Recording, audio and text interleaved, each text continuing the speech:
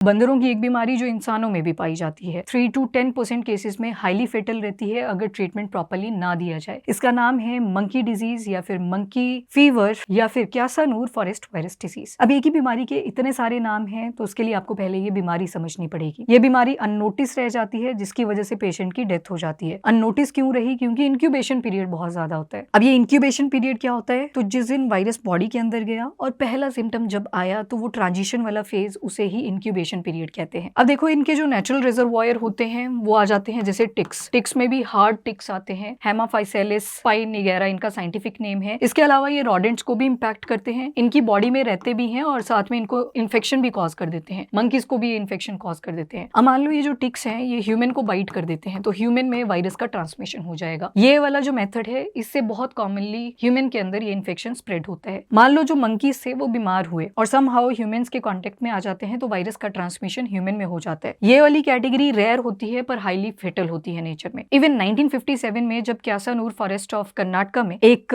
बीमार बंदर था, वो ह्यूमंस के कांटेक्ट में आता है और वायरस का ट्रांसमिशन ह्यूमन में चला जाता है। उसके बाद से लगभग 400 केस हर साल देखने को मिल जाते हैं। इवन कर्नाटका ने तो फ्री ट्रीटमेंट भी चला दिया हुआ है पेशेंट्स को, कि अगर किसी को भी ये क्यासानूर फॉरेस्ट डिजीज होती है तो उन्हें फ्री ट्रीटमेंट दिया जाएगा। पहले तो ये सिर्फ कर्नाटका तक ही एंडेमिक था, पर उसके बाद वेस्टर्न घाट्स के कुछ स्टेट्स में जैसे महाराष्ट्र, गोवा, तमिलनाडु, यहाँ भी फैलने लगा। ह्यूमन टू ह्यूमन ट्रांसमिशन इसका नहीं होता है। सिम्टम क्या क्या आते हैं? तो पहले हेडेक होगा, फीवर, चिल्स, मसल एक, देन गैस्ट्रोइंटेस्टिनल सिम्टम्स आएंगे, और उसके बाद अगर केस सवेयर हो जाता है तो मेंटल डिसोरिएंटेशन होगी, कई बार ट्रेमर्स भी आएंगे और इवन डेथ भी हो सकती है अगर ट्रीटमेंट नहीं दिया गया। इसकी डायग्नोसिस ब्लड टेस्ट के थ्रू करी जाती है। प्रिवेंशन के लिए बोला जाता है कि इन टिक्स को दूर रखा जाए ह्यूमन विसिनिटी से। उसके लिए इंसेक्ट रेपेलेंट जैसे डीट, NN डाइइथाइल मेटाटोलियोमाइड यूज करा जाता है। डेपा ऑयल यानी कि NN diethyl phenyl acetamide use किया जाता है। देन वैक्सीन प्रोवाइड करी जाती है, और जो KFD वैक्सीन है ये फॉर्मलिन इनएक्टिवेटेड वैक्सीन है। इसका मतलब होता है जो फॉर्मलिन है वो वायरस को किल भी करता रहेगा, प्लस इम्यून सिस्टम को एक ट्रिगर भी देगा कि आप एंटीबॉडीज बनाते रहिए अगेंस्ट दिस वायरस, ताकि लॉन्ग लास्टिंग प्रिवेंशन किया जाए पेशेंट का। जितने भी डेड एनिमल्स होते हैं उनको ह्यूमन कॉन्टेक्ट से दूर रखा जाता है। अब ट्रीटमेंट में क्या किया जाता है? तो इसका कोई स्पेसिफिक क्योर तो नहीं है, पर हाँ सपोर्टिव केयर प्रोवाइड करी जाती है। फॉर एग्जाम्पल, बॉडी फ्लूइड को बैलेंस में रखा जाता है, ऑक्सीजन को बार बार नोट डाउन किया जाता है, ब्लड प्रेशर पे चेक रखते हैं, और जो साथ में और एडिशनल इन्फेक्शंस हो रहे होते हैं उन्हें ट्रीट किया जाता है। जो क्यासानूर फॉरेस्ट है वहां पर बहुत से लोग रहते हैं जो हर्डर्स हैं, हंटर्स हैं, फॉरेस्ट वर्कर्स हैं एंड फार्मर्स हैं। सबसे ज्यादा केसेस इन्हीं में देखने को मिलते हैं। अब आप मुझे बताओ, केरला, तमिलनाडु और कर्नाटका, इस ट्रांजेक्शन पे एक इंपॉर्टेंट हिल है जो कि बायोस्फीयर रिजर्व भी है, उसका नाम क्या है?